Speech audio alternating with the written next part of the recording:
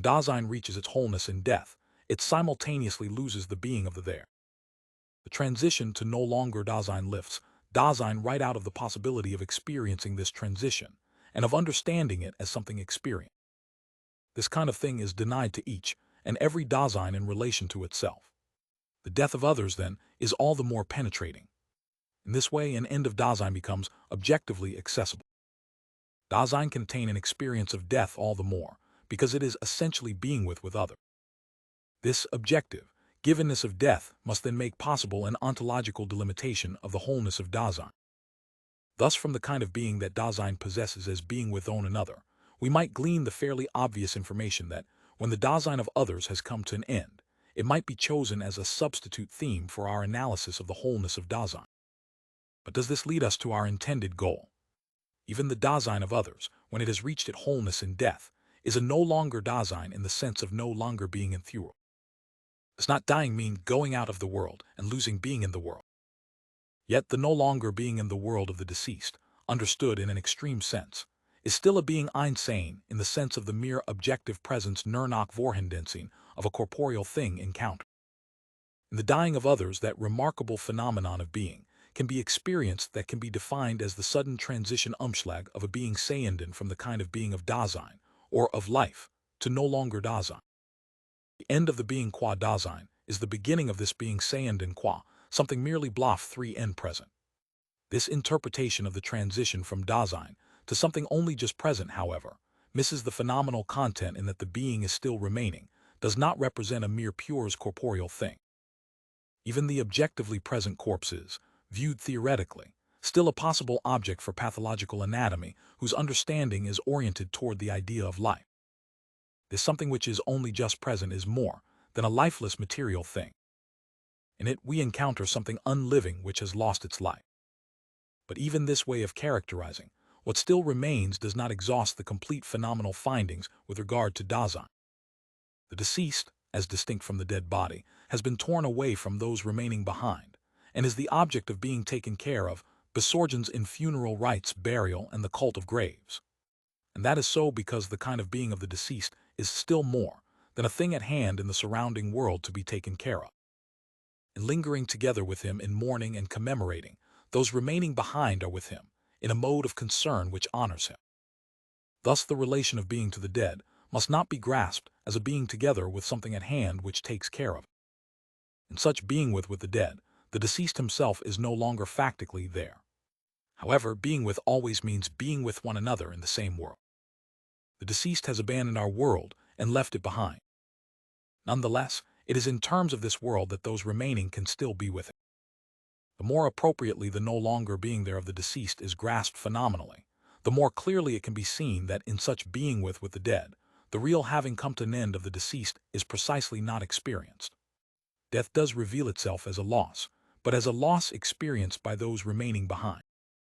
However, in suffering this loss, the loss of being as such, which the dying person suffers, does not become accessible. We do not experience the dying of others in a genuine sense. We are at best always just nearby, dabe.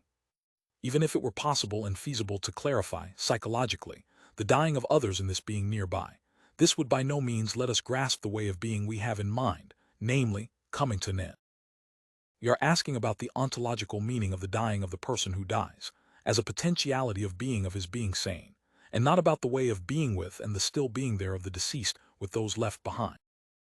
Taking death as experienced in others as the theme of our analysis of the end of Dasein, and its wholeness cannot give us what it is supposed to give, either ontically or ontologically. After all, taking the dying of others as a substitute theme for the ontological analysis of the finished character of Dasein, and its wholeness rests on an assumption that demonstrably fails altogether to recognize the kind of being of Dasein. That is what one presupposes when one is of the opinion that any Dasein could arbitrarily be replaced by another, so that what cannot be experienced in one's own Dasein is accessible in another Dasein. But is this assumption really so groundless? The fact that one Dasein can be represented Vertretbarkeit by another belongs indisputably to the possibilities of being with one another in the world. In the everydayness of taking care of things, constant use of such representability is made in many ways. Every going somewhere, every imparting of something is representable in the scope of the surrounding world, taken care of. The broad multiplicity of ways of being in the world in which one person can be represented by another extends not only to the well-polished modes of publicly being with one another, but concerns as well the possibilities of taking care of things limited to definite circles, tailored to professions, social classes, and stages of life. But the very meaning of such representation is such that it is always a representation in, and together with something, that is, in taking care. Everyday Dasein understands itself initially, and for the most part, however, in terms of what it is accustomed to take care of. One is what one does. With regard to this being, the everyday being absorbed with one another in the world, taken care of, representability is not only possible in general, but is even constitutive for being with one another. Here one Dasein can and must, within certain limits, be another Dasein. However, the possibility of representation gets completely stranded when it is a matter of representing the possibility of being that constitutes the coming to an end of Dasein and gives it its wholeness as such. No one can take the other's dying away from it. Someone can go to his death for another. However, that always means to sacrifice oneself for the other in a definite cause. Such dying for can never mean that the other has thus had his death in the least taken away. Every Dasein itself must take dying upon itself in every instant. And so far as it is, death is always essentially my own. And it indeed signifies a peculiar possibility of being in which it is absolutely a matter of the being of my own Dasein. In dying, it becomes evident that death is ontologically constituted by mineness and existence. Dying is not an event, but a phenomenon to be understood existentially in an eminent sense still, to be delineated more closely. But if ending, as dying, constitutes the wholeness of Dasein, then the being of the wholeness itself must be conceived as an existential phenomenon of my own Dasein. In ending, and in the being a whole of Dasein which is thus constituted, there is, according to its essence, no representation. The way out suggested fails to recognize this existential fact when it proposes the dying of others as a substitute theme for the analysis of wholeness. Thus the attempt to make the being a whole of Dasein phenomenally accessible in an appropriate way gets stranded again. But the result of these considerations is not just negative. They were oriented toward the phenomenon, even if rather crudely. We have indicated that death is an existential phenomenon. Our inquiry is thus forced into a purely existential orientation toward Dasein which is in each case one's own. For the analysis of death as dying, there remains only the possibility of bringing this phenomenon either to a purely existential concept or, on the other hand, of renouncing any ontological understanding of it. Furthermore, it was evident in our characterization of the transition from Dasein to no longer being there, as no longer being enthralled, that the going out of the world of Dasein in the sense of dying must be distinguished from a going out of the world of what is only living.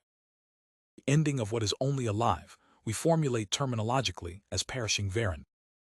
The distinction can become visible only by distinguishing the ending characteristic of Dasein from the ending of a life. Dying can, of course, also be conceived physiologically and biologically. But the medical concept of exodus does not coincide with that of perishing.